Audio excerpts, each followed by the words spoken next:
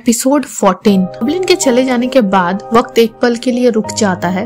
यूनटक ये समझ जाती है कि अब सबकी याददाश्त से गॉब्लिन जाने वाला है, इसीलिए वो फटाफट उठती है और अपनी डायरी में गॉब्लिन के बारे में लिख देती है कि चाहे कुछ भी हो जाए वो कभी किमशिन को नहीं भूलेगी और उसे हमेशा याद रखेगी और वो गॉब्लिन की दुल्हन रहेगी हमेशा के लिए।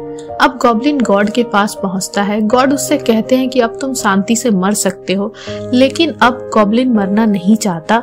उसी जगह पर रहकर पहली बर्फबारी और पहली बारिश बनकर वापस अपनी दुल्हन से मिलने जाना चाहता है। गॉड उसे वहीं छोड़कर चले जाते हैं। गॉब्लिन एक बहुत बड़े रेगिस्तान जैसी जगह पर, जहाँ पर कोई भी नहीं होता, वो रह जाता है।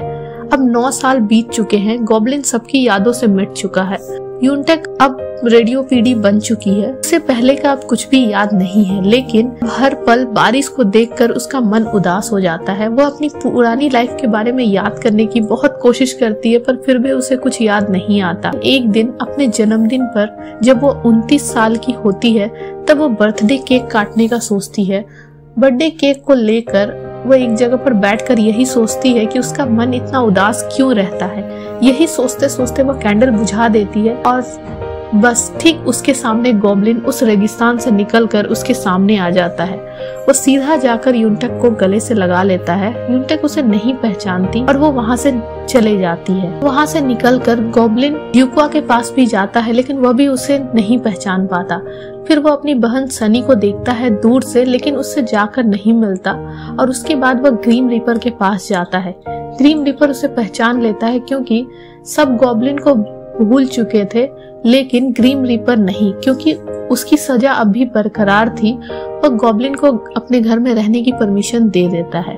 गॉब्लिन यूनटक से बार बार मिलने लगता है अलग अलग बहानों से, और यूनटक भी उसे थोड़ा थोड़ा अटैच्ड होने लगती है। अब ग्रीम रीपर के घर पर यूनटक का नाम का एक लेटर आता है। उस लेटर को सनी के पास पहुंचाने के लिए गॉब्लिन ग्रीम रीपर को ही ये काम देता है ताकि वो भी सनी से मिल पाए। ग्रीम रीपर वह लेटर सनी को देने जाता है, पर वहाँ पे सनी नहीं मिलती, तो वह उसके स्टाफ को वो लेटर थमा के चले आता है। रास्ते में उसे वापस से हर जगह हर तरफ सनी ही दिखाई देने लगती है। वो लेटर जब यूनटक के पास पहुंचता है और वह उसे खोलकर पढ़ती है तो उसे थोड़ा ताज्जुब होता है, क्योंकि ये लेटर 9 साल पहले खुद यूनटक ने ही लिखा था अपनी माँ को कनाडा वाले होटल से, जब वो गॉब्लिन के साथ वहाँ पर गई थी। अब वो लेटर को और यूनटक की डायरी में लिखा हुआ लास्ट पेज, जिसमें उसने लिखा था कि वो किमशिन की दुल्हन है, वो एक साथ रखती है और 9 साल पहले क्या हुआ था जो वो भूल चुकी है, वो ये पता लगाने का फैसला करती है।